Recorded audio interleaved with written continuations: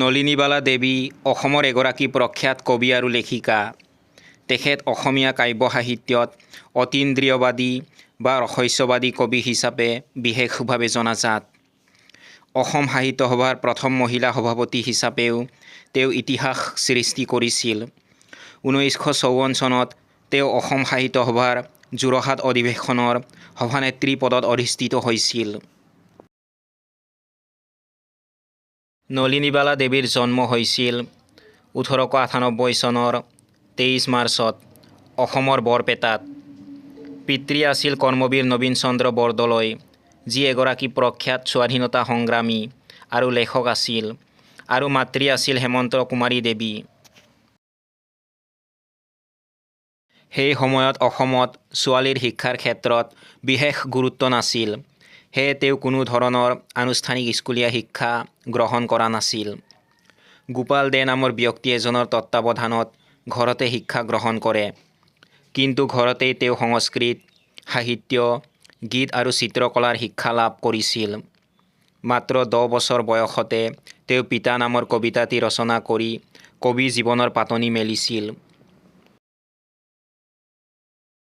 1909 চনত মাত্ৰ 12 বছৰ বয়সতে জীৱেশ্বৰ চাং-কাকতিৰ লগত তেওঁৰ বিবাহ হৈছিল।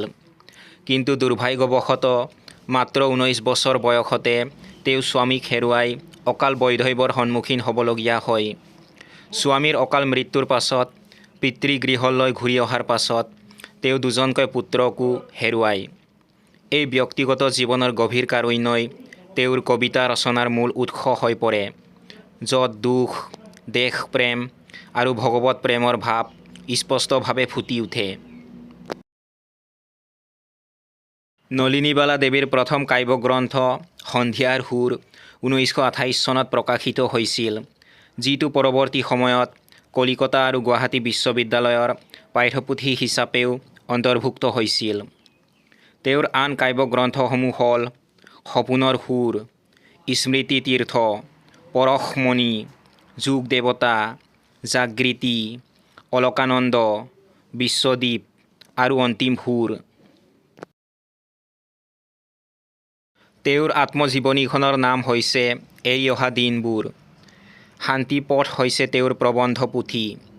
তেওঁৰ জীৱনীমূলক গ্ৰন্থসমূহ হৈছে স্মৃতিতীৰ্থ, দেউতাকৰ জীৱনৰ আধাৰত ৰচিত, চৰ্দাৰ বল্লভ ভাই পেটেল আৰু বিশ্বদ্বীপা। তেওঁৰ অপ্ৰকাশিত গ্ৰন্থসমূহ হৈছে জোনাকীৰ স্বপ্ন সুৰভি, মন্দাকিনী, সন্ধিয়াৰ সপোন, পৰশ মেঘদূত ইত্যাদি। তেওঁৰ উল্লেখনীয় নাটকসমূহৰ নাম হৈছে মীৰাবাই, প্ৰহ্লাদ, পাৰিজাত অভিষেক, শেষ প্ৰজা, জয়মতী, পৰাজয়, পুৱতি পোহৰৰ কঁপনি, ভাৰত বিদুষী। তেওঁ 1948 চনত অসম চৰকাৰৰ পৰা সাহিত্যিক পেঞ্চন লাভ কৰিছিল। 1954 চনত তেওঁ কেন্দ্ৰীয় চৰকাৰৰ সাহিত্য বৃত্তি লাভ কৰে। 1956 চনত সদৌ ভাৰত সংস্কৃত সঞ্জীৱনী সভাৰ অসম শাখাৰ নলবাৰী অধিৱেশনত তেওঁক কাব্যভাৰতী উপাধিৰে সন্মানিত কৰা হৈছিল।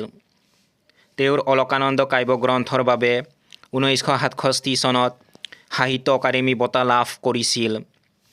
1977 চনত তেওঁক ভাৰত চৰকাৰে পদ্মশ্ৰী বঁটা প্ৰদান কৰে। 1986 চনত গুৱাহাটীৰ কটন মহাবিদ্যালয়ৰ ছোৱালী হোষ্টেলৰ নাম তেওঁৰ নামেৰে পদ্মশ্ৰী নলিনীবালা দেৱী হিচাপে নামকৰণ কৰা হয়। তেওঁৰ মৃত্যু হৈছিল 1977 চনৰ 24 ডিচেম্বৰত। নলিনীবালা দেৱীৰ জীৱন আছিল দুখ আৰু কাৰুণ্যৰে ভৰা, কিন্তু তেওঁ এই দুখক শক্তি হিচাপে লৈ অসমীয়া সাহিত্যক সমৃদ্ধিশালী কৰি গ'ল। তেওঁ কেৱল এগৰাকী কবি বা লেখিকাই নাছিল, বৰং অসমীয়া সমাজৰ নাৰী সবলীকৰণৰো এক পথ প্ৰদৰ্শক আছিল। তেওঁৰ ৰহস্যবাদী আৰু আধ্যাত্মিক কবিতাসমূহে অসমীয়া সাহিত্যত এক সুকীয়া স্থান দখল কৰি আছে, আৰু তেওঁৰ কৰ্মৰাজি চিৰদিন স্মৰণীয় হৈ থাকিব।